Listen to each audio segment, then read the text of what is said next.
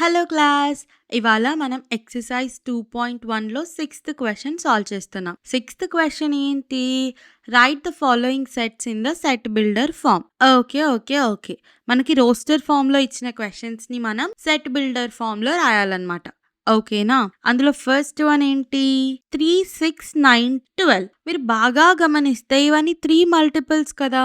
అంతే కదా! 3 1 3, 3 2 6, 3 3 9, 3 4 12. సో, మనం సెట్ బిల్డర్ ఫామ్‌లో ఎలా రాస్తాము? x such that x is a multiple of 3. అంతే కదా! So, x is a multiple of 3 అని చెప్పేసాం. అలాగే ఇప్పుడు మీరు గమనించండి 18 కూడా మల్టిపుల్ ఆఫ్ 3 కదా! కానీ అది మన సెట్‌లో ఉందా? లేదు.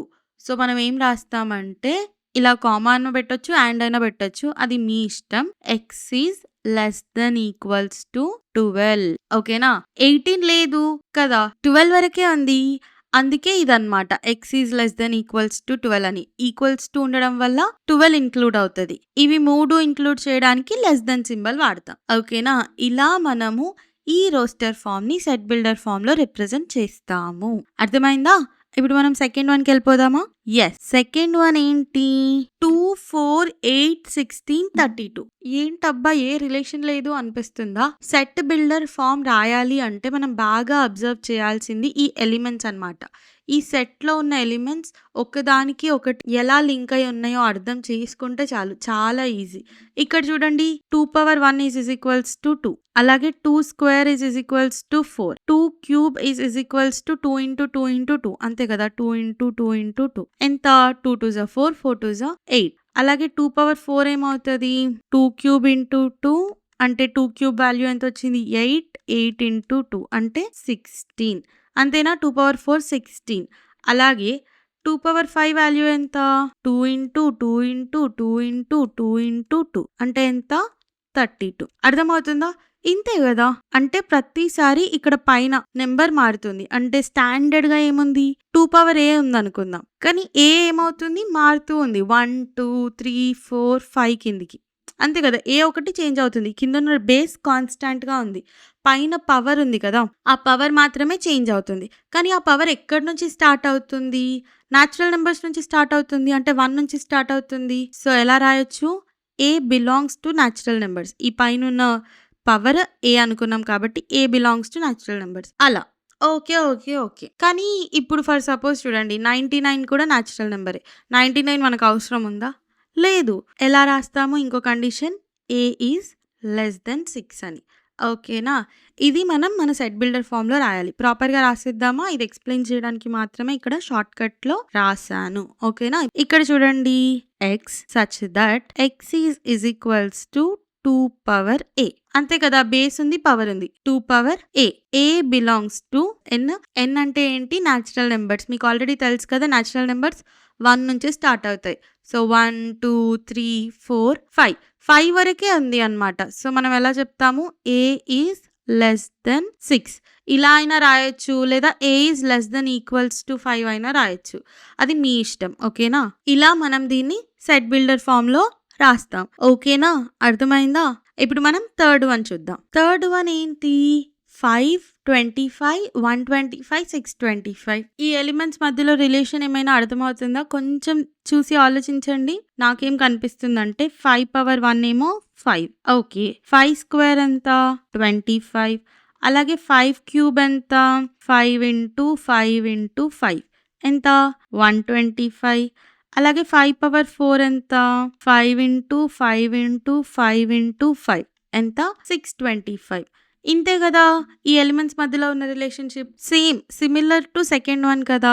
ఎలా రాస్తామంటే same x such that x is equals to ఇక్కడ 5 పవర్ ఏ. అంతే కదా! ఇందాక 2 పవర్ ఏ ఉండే. ఇక్కడ బేస్‌లో 5 ఉంది. అండ్ పవర్‌లో ఏ అనుకుంటున్నాం. పవరే మారుతుంది కదా ప్రతిసారి చూడండి.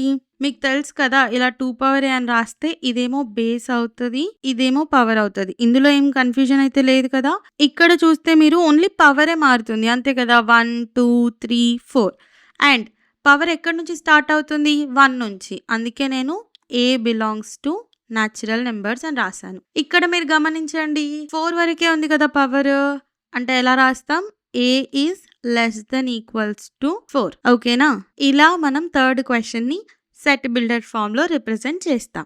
ఇప్పుడు మనం ఫోర్త్ క్వెషన్ చూద్దామా? ఫోర్త్ వన్ ఏంటి? 1, 4, 9, 16, 25, 100 ఎలిమెంట్స్ మధ్యలో రిలేషన్‌షిప్ ఏమైనా అర్థమవుతుందా మీకు ఎలిమెంట్స్ చూస్తుంటే? నాకైతే ఇలా అనిపిస్తుంది చూడండి. 1 స్క్వేర్ 1, అలాగే 2 స్క్వేర్ ఎంత? 4, 3 స్క్వేర్ ఎంత? 9, 4 స్క్వేర్ ఎంత? 16, అలాగే 5 స్క్వేర్ ఎంత? 25, 6 స్క్వేర్ ఎంత? 36, 7 స్క్వేర్ ఎంత? 49, 8 స్క్వేర్ ఎంత? 64, 9 స్క్వేర్ ఎంత? 81, 10 స్క్వేర్ ఎంత? 100. ఇక్కడ మీరు చూస్తే ఇవే ఎలిమెంట్స్ కదా ఇక్కడ ఉన్నాయి. సో ఇక్కడ ఏం రాశాడు? స్క్వేర్స్ అన్నమాట. మీరు చూస్తే ఇక్కడ బేస్ మారుతుంది. పవర్ స్క్వేర్ అది ఫిక్స్. కానీ బేస్ మారుతుంది. అంతే కదా! ప్రతిసారి బేస్ మారుతుంది. 1, 2, 3, 4, 5, 6, 7, 8, 9, 10 అని. అంతేనా? ఇప్పుడు మనం ఇలా రాయొచ్చు కదా!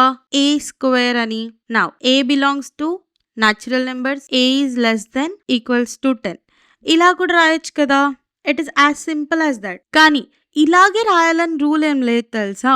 ఇప్పుడు నేను ఇలా కూడా రాయొచ్చు. X such that x is a square number అని. ఓకేనా? ఇలా కూడా రాయొచ్చు. Square number and x belongs to N. Same x is less than equals to 10. ఇలా కూడా నేను రాయొచ్చు. అంటే ప్రతిసారి ఇలాగే రాయాలి అని రూల్ ఏది ఉండదు సెట్స్‌లో.